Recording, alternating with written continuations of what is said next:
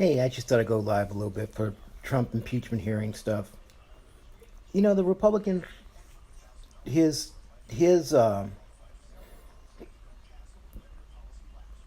defense team, you know, and the Republicans in general, using the term that no one else was allowed in the skiff during the, investigation. Well, that was the Republicans that put that in place, and John Boehner signed that the committees would do the investigation on any other things that was going on. Okay?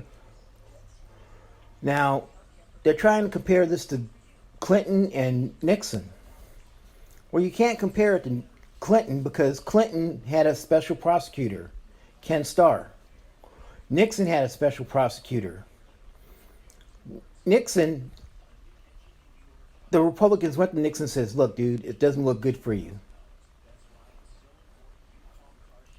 And Nixon done basically the same thing Trump's doing, obstructing the Congress, and he done far worse. It was a break-in, okay? But Trump done far worse than this. He blackmailed a country, and he incessantly put out a bribe. And you can see he done the same thing again with Saudi Arabia, with the taking the troops there. Hey, look, I'll send my troops, but you know what? You got to give me $1 billion. South Korea, same thing. We'll keep our troops there, but you got to give us $500 million. That is bribery. Flat and simple. You cannot tell someone you will do something for them if they give you money. You can't do it, not even the president. Now, the $1 billion and the $500 million, he says it went in the bank. What bank did it go into?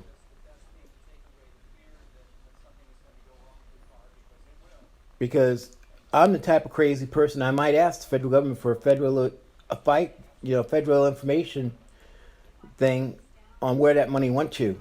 And they got to tell me? And I could blow Trump's ass out the water with that. So did the money go into the U.S. Treasury, the Defense Department? Where did it go to? Or did it go into one of Trump's accounts? $1,500,000,000. Okay? Which one is it?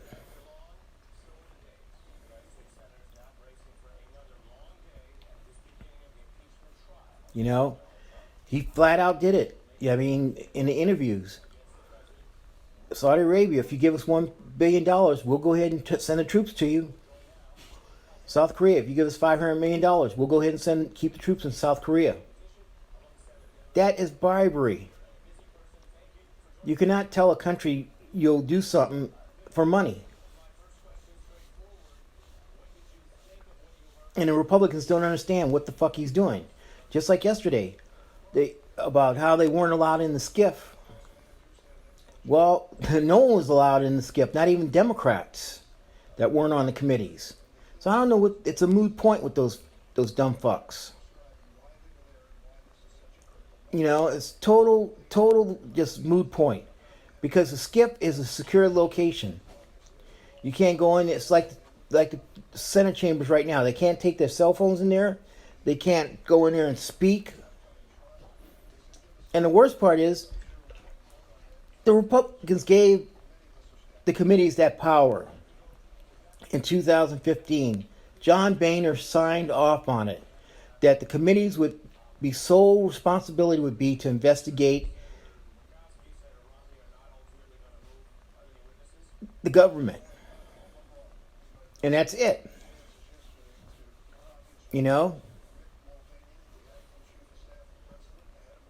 Just like yesterday, they put it in for subpoenas and stuff, down party lines.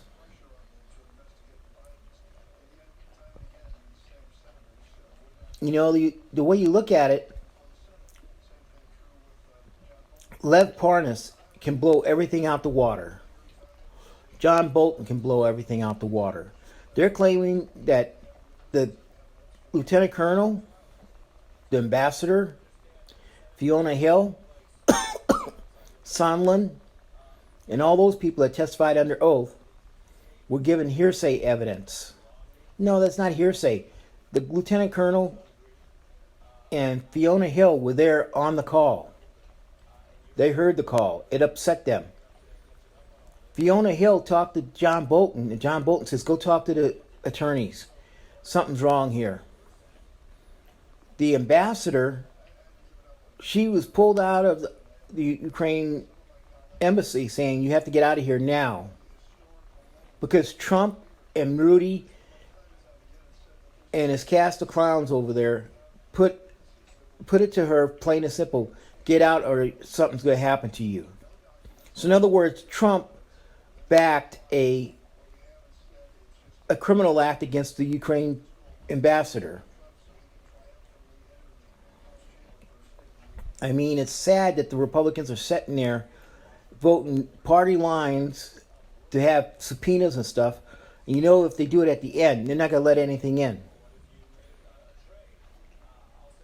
Today we'll find out what's going on when the 2 days that the Democrats and the Republicans have the chance to put their case on like a regular court. But like I said, this is a circus that Mitch McConnell's done. Total circus. I mean, just like Trump with the hit on the Iranian general.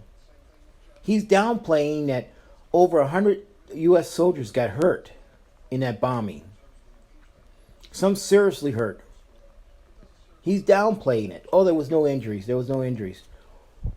Why don't that fucker go stand in a war zone and have bombs lobbed at him? Or fly Air Force One over somewhere where they're shooting, missiles at you. Let him know what it feels like. I know what it feels like.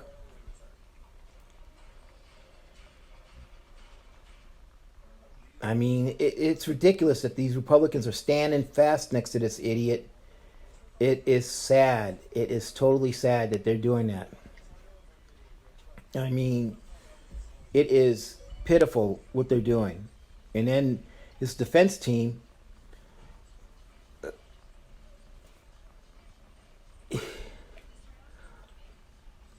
Ken Starr, the president of Baylor University, fired for trying to hide sexual abuse charges. Alan Dershowitz,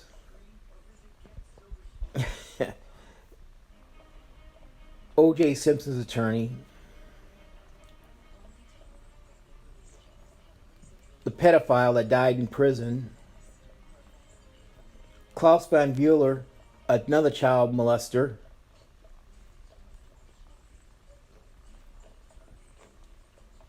and what he's talking about, how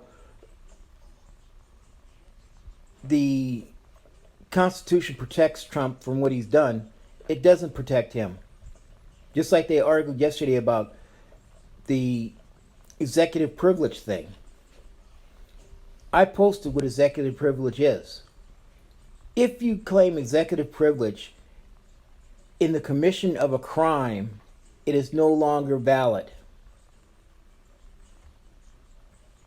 Executive privilege does not stop you from having to comply with subpoenas to anyone.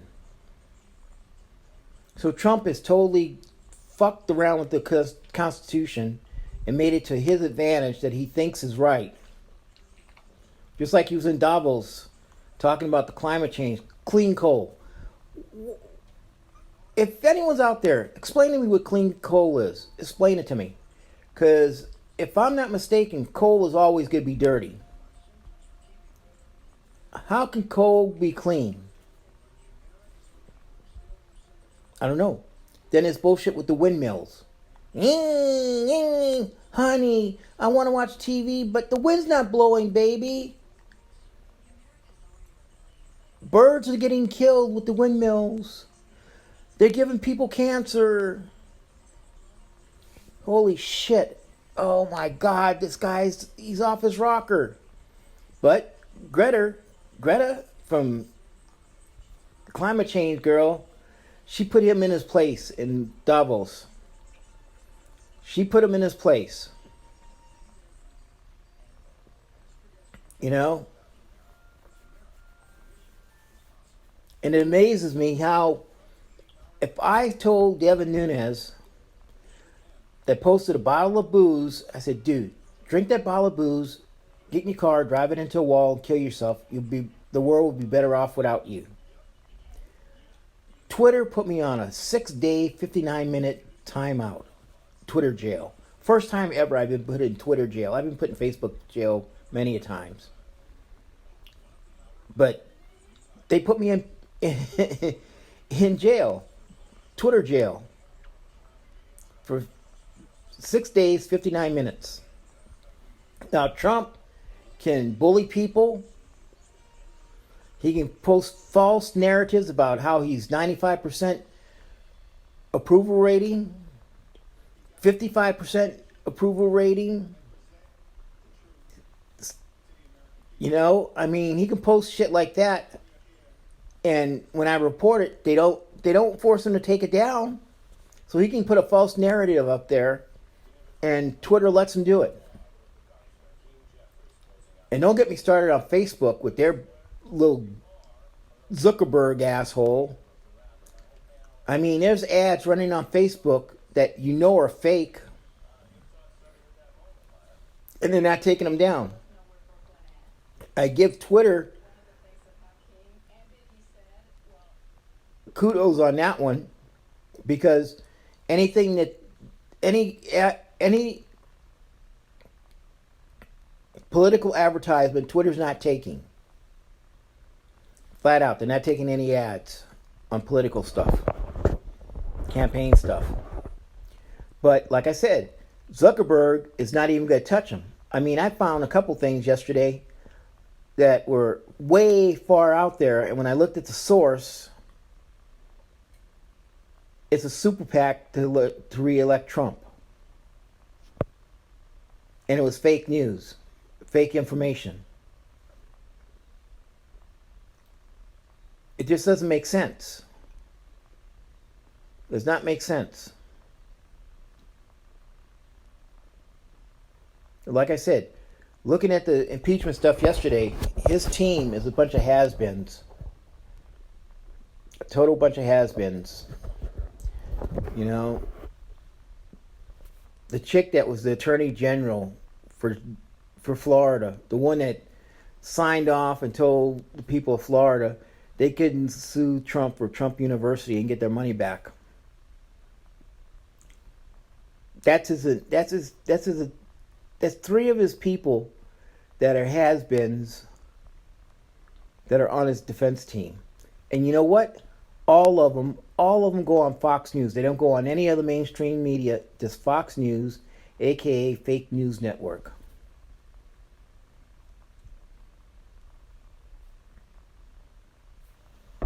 Everyone have a big day. Enjoy the impeachment. But I'm saying today the Democrats will put on their opening statements. They need to start using slides and everything. Everything that they have. They have to put in, if they have to play video testimony of Vindman, Fiona Hill, the ambassador, Sondland, all those people, then they have to play it. Let the Republicans see what the fuck happened, because half the Republicans in the Senate are clueless dumb fucks that are over 80 years old. I mean, our country needs a change in the political system as far as term limits. If Congress has set the 2 years term limits, then we need to have 2 to 3 years for senators, not 6 years, and then you can get reelected and get reelected. You need to have 2 terms, do what you got to do. If not, you get voted out. You can't run again. And then we got our nightmare, Martha McSally. Oh my God, that woman is such a clueless turd. It's unbelievable. Liberal hack. Well, she's Trump's hack. I mean, she's Trump's hack. I mean, Mark Kelly has outraised her in money, like my mom used to say, buku bucks. Buku bucks he's got. In fact, he's got money from me and Mike. We donated to his campaign. Good chunks of money. You know?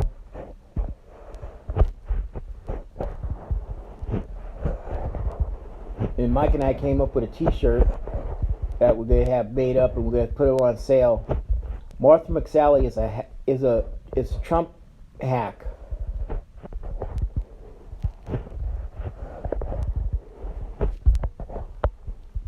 So we're going to sell those online, and the money's going to go to Mark Kelly's campaign.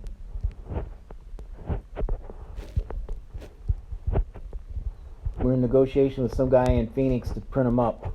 We're going to print up 1,000 of them, and then we're going to sell them for $5.99 a piece. And the money will go to Mark Kelly's campaign. We'll put it in Mark Kelly's campaign. So, but Martha McSally is a hack. She's a hack. You know, she lost her election to be senator. She got her ass kicked by Kristen Sinema. The big thing is, she wasn't satisfied with that. She went and kissed Doug Ducey's ass, and he said, "Okay, well, we'll make you, John McCain's stand-in for now." John McCain's got to be turning in his grave with this whole shit. You know, I have a picture of John McCain saying, "I only like presidents that have not been impeached." I couldn't post that because it was using John McCain in a bad way. Because I respected him. I knew John McCain personally. I've had lunch with him quite a few times in my 21 years here in Tucson. I talked to him many times on the phone. I had great respect for John McCain. I remember when I told him I was going to run for mayor, first thing he told me, remember, running for mayor, you work for the people of the city, not for Joe Arocha. Remember that, Joe. You work for the people that voted you in. That's it. And that sticks with me. Because if I run in another 4 years and I take Regina's ass out, that's my thing. I work for the people of Tucson. And I can tell you this right now, Regina doesn't do what she's going to do as far as bring the police department up to where they should be with their equipment and their staffing and their pay. If she doesn't do the same thing with TFD, I am going to be the first one to file a recall campaign on her and take her out. Plain and simple. She wasn't qualified to be mayor after what she done with the Grand Canyon University deal, and her office got broken into with no sign of forced entry, and her computer disappeared out of her office that had the Grand Canyon information on it. Explain to me, where did it go? No sign of forced entry? Everyone have a good day. Take care. I don't know if we're going to have any rain in Tucson again, but it looks like it. So everyone have a good day and take care.